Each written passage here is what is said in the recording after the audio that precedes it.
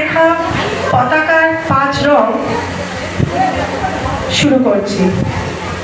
বলো তো দেখি, পতাকার মধ্যে কয়টি রং আছে? শিক্ষক এসে শুধলেন হেসে দ্বিতীয় শ্রেণীর কাছে। একসাথে মিলে সব ছেলে বলে চিৎকার করে জোরে, 3টি বর্ণ রয়েছে রাঙানো জাতীয় পতাকা জুড়ে।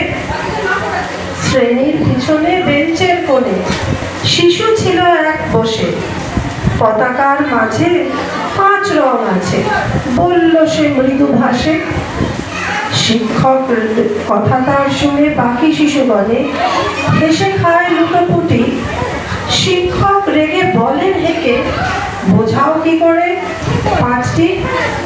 মাথা নিচু করে ভয়ার্ত স্বরে সরল শিশুটি বলে, ওপরে গেরুয়া মাঝখানে সাদা, সবুজ আছে তার তলে, আর আছে আঁকা গোলাকার চাকা, নীল রং আছে এতে। শিক্ষক বলে এদিকে ধরলে তবুও তো হচ্ছে 4টে। অবোধ শিশুটি বলল তখন, রং আছে আর এক, লাল ছোপ দাগ দেখা যায় ওই পতাকার মাঝে। বাবাকে তখন আনলে ওরা, কফিনের ঢাকা খুলে জড়ানো রয়েছে দেহখানা তার পতাকা আর ফুলে।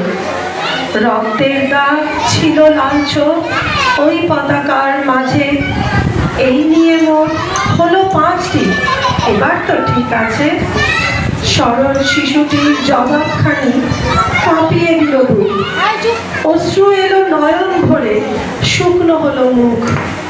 আজও যারা দেশের জন্য করছে বলিদান, স্বাধীনতার শহীদ সম তাদের অমর প্রাণ।